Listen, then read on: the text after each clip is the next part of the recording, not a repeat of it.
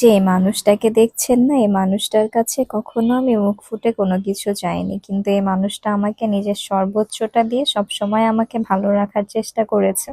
আসলে কখনো মুখ ফুটে কোনো কিছু চাইনি কেন জানেন? এই মানুষটার যখন কিছু ছিল না, তখন এই মানুষটার হাতে হাত রেখেছিলাম আমি, আর প্রতিজ্ঞা করেছিলাম আমি তার পাশে সারা জীবন থাকবো। অন্য মেয়েদের থেকে আমার জীবনটা একেবারেই আলাদা ছিল। যেমন সংসারে আসা মাত্রই যে আমি সবকিছু পেয়ে গিয়েছি এমন কিন্তু না।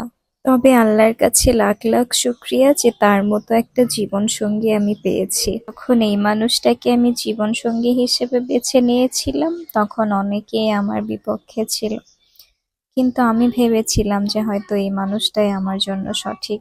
হ্যাঁ, এই মানুষটাই আমার জন্য সঠিক, কারণ আমি মুখ ফুটে না চাওয়া সত্ত্বেও সে আমার সব ইচ্ছাই পূরণ করে।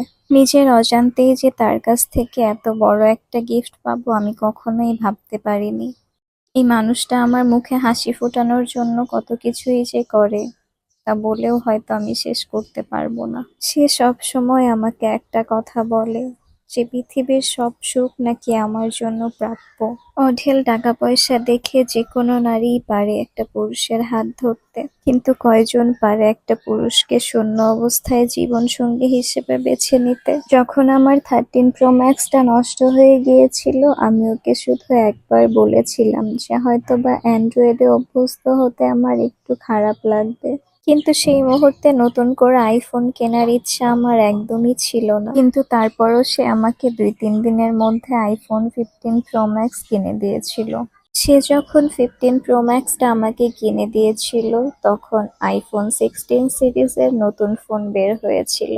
আমার নিজের কাছে খারাপ না লাগলেও সে অনেকটা আক্ষেপের সাথে আমাকে বলেছিল যে খুব তাড়াতাড়ি তোমার হাতে আইফোন 16 Pro Max-টাও চলে আসবে, দেখো। কিন্তু আমি কখনোই ভাবিনি 15 Pro Max নেওয়ার কয়েকদিনের মধ্যে আমার হাতে সত্যিই আইফোন 16 Pro Max-টা আসবে।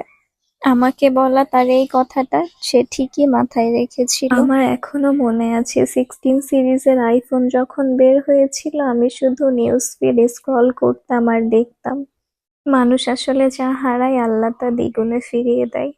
তোমার জীবনের খারাপ সময় ভালো সময় সব সময় যেন আমি তোমার পাশে থাকতে পারি। সবাই আমাদের জন্য দোয়া করবেন।